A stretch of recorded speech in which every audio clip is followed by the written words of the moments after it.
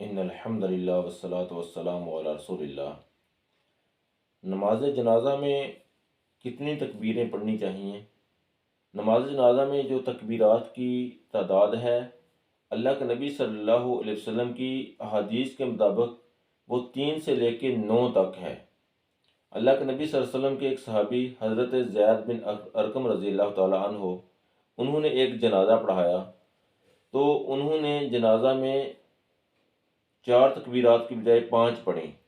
تو جب ان سے پوچھا گیا کہ آپ نے ایسا کیوں کیا ہے، تو انہوں نے کہا کہ میں نے ایسا رسول اللہ صلی اللہ علیہ وسلم کو ایسی کرتے دیکھا ہے، 5 تکبیرات پڑھتے دیکھا ہے۔ یہ حدیث کی تقریباً تمام کتابوں میں ہے، صحیحین میں ہے، اس کے علاوہ ابو داؤد میں ہے، اس کے علاوہ کافی دوسری کتابوں میں بھی ہے۔ تو اس کے علاوہ اللہ کے نبی صلی اللہ علیہ وسلم نے اس کے علاوہ بھی 7 تکبیرات بھی پڑھی ہیں، 5 بھی پڑھی ہیں اور 9 بھی پڑھی ہیں۔ حضرت ابن عباس رضی اللہ تعالیٰ عنہ نے ایک دفعہ جنازہ پڑھایا تو انہوں نے 3 تکبیرات پڑھی۔ ایک دفعہ اللہ کے نبی صلی اللہ علیہ وسلم نے جنازہ پڑھایا، حضرت حمزہ رضی اللہ تعالیٰ عنہ جب شہید ہوئے تو ان کے جنازے میں اللہ کے نبی صلی اللہ علیہ وسلم نے جب پہلا جنازہ پڑھا، صحابہ کرام دوسرے بھی ساتھ تھے شہداء، تو اللہ کے نبی صلی اللہ علیہ وسلم نے 9 تکبیریں پڑھی۔ پھر جنازہ لایا گیا تو اللہ کے نبی صلی اللہ علیہ وسلم نے 7 تکبیریں پڑھی۔ اس کے بعد پھر جنازہ لایا گیا تو اللہ کے نبی صلی اللہ علیہ وسلم نے 5 تکبیریں پڑھی۔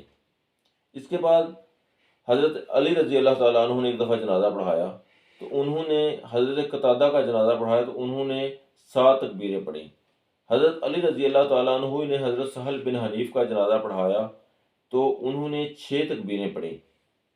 تو اس طرح سے یہ جو تکبیرات کا سلسلہ ہے، یہ مختلف صحابہ سے اللہ کے نبی صلی اللہ علیہ وسلم سے مروی کا جو طریقہ ہے، یہ 3 سے لے کے 9 تکبیرات تک ہے۔ آج کے دور میں ہمیں کتنی تکبیریں پڑھنی چاہیے؟ تو یہ مسئلہ، یہ جو ایشو تھا، اس کو صحابہ کرام نے ہی حل کر دیا۔ اللہ کے نبی صلی اللہ علیہ وسلم نے جب نجاشی کا جنازہ پڑھایا تو اللہ کے نبی صلی اللہ علیہ وسلم نے 4 تکبیریں پڑھی۔ اسی طرح ایک عورت جو مسجد نبوی کی صفائی کیا کرتی تھی، جب وہ فوت ہوئی تو اللہ کے نبی صلی اللہ علیہ وسلم نے اس کے جنازے میں بھی 4 تکبیرات پڑھی۔ اس کے علاوہ اللہ کے نبی صلی اللہ علیہ وسلم نے اور بہت سارے جنازوں میں 4 تکبیرات پڑھی، اور اللہ کے نبی صلی اللہ علیہ وسلم کے تمام صحابہ کرام جو ہیں، بہت سارے صحابہ کرام نے بھی 4 تکبیرات پڑھی۔ خود حضرت علی رضی اللہ تعالیٰ عنہ نے اپنے دور خلافت میں جنازے پڑھائے تو انہوں نے 4 تکبیرات پڑھی۔ حضرت عمر فاروق رضی اللہ تعالیٰ عنہ کہتے ہیں کہ ایک دفعہ حضرت عمر فاروق رضی اللہ تعالیٰ عنہ نے ایک جنازے میں تمام صحابہ کرام کو اکٹھے کیا اور ان سے اس چیز کو ڈسکس کیا، تو انہوں نے 4 جو تکبیرات ہیں ان پر امت کا اجماع کر دیا۔